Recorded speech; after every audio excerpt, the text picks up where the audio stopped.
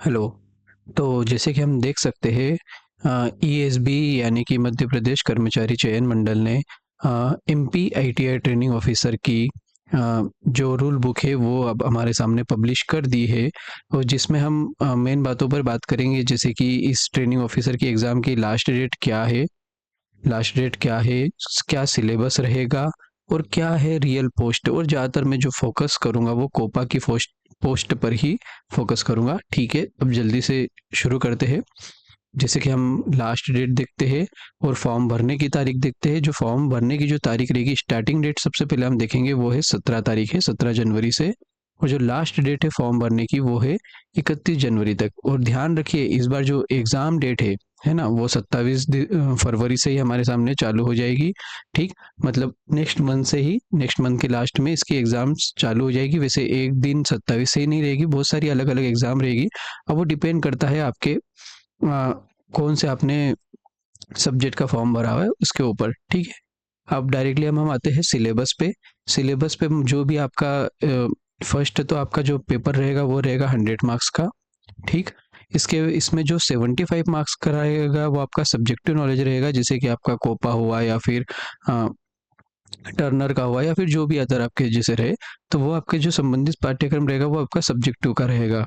ठीक है, और साथ में जो 25 नंबर रहेंगे उसमें एक रहेगा विज्ञान और गणित, मतलब साइंस और मैथ्स दोनों आ जाएगा। फिर बेसिक जीके आ जाएगा, रीजनिंग आ जाएगा और बेसिक कंप्यूटर भी आ जाएगा। ठीक, फिर इसके बाद अगर हम वापस आते हैं सिलेबस पे। अब मैं यहाँ पे कोपा के सिलेबस के ऊपर बात कर रहा हूँ, क्योंकि मैंने जो मेन फोकस रखा है वो कोपा के ऊपर ही है। तो अगर कोपा की बात देखी जाए तो ये है आपका कोपा का सिलेबस, आप देख सकते हैं वीडियो को पॉज करके। ठीक, अब इसके बाद आपको कोपा की पोस्ट भी बता देता हूँ।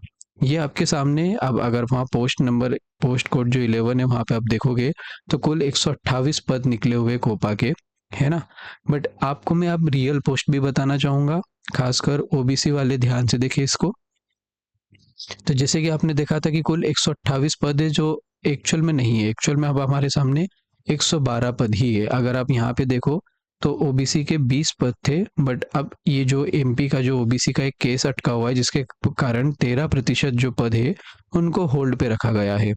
तो जिसके कारण ये जो 13%, मतलब ये जो 10 पद है इनको होल्ड पे रखा है। तो अब ओबीसी में सिर्फ यहाँ पे जो नील पद है, जो उसमें से सिर्फ 10 पद ही यहाँ पे 10 कम कर दिए और एक्चुअल में बचे 10 ही है। बाकी के सारे पद वैसे के वैसे ही है। ठीक, अब साथ में एक और कंडीशन आप देख सकते हैं यहाँ पे, जैसे कि टोटल कुल जो 9 रिक्तियां है, जो 9 पद है वो हैंडीकैप के लिए रखे हैं। जैसे वीएच हो गया, ईएच के लिए एक है और एमडी के लिए 7 है। तो इसे टोटल जो 9 पद है वो हमने अ, इसमें पोस्ट में 9 पद हैंडीकैप के लिए रखे हुए। अब इनका एक और बात ध्यान दे, जैसे लिखा है कि इन पदों के लिए चयनित होगा उसे श्रेणी हेतु मान्य किया जाएगा। यह पद प्रत्येक श्रेणी की बिना वर्ग या ओपन रिक्तियों में समाहित है ना। मतलब इसका मतलब ये है कि ये जो हैंडीकैप है वो अगर जिस भी कैटेगरी के होंगे, मान लीजिए कि अगर अ, मान लीजिए कि अगर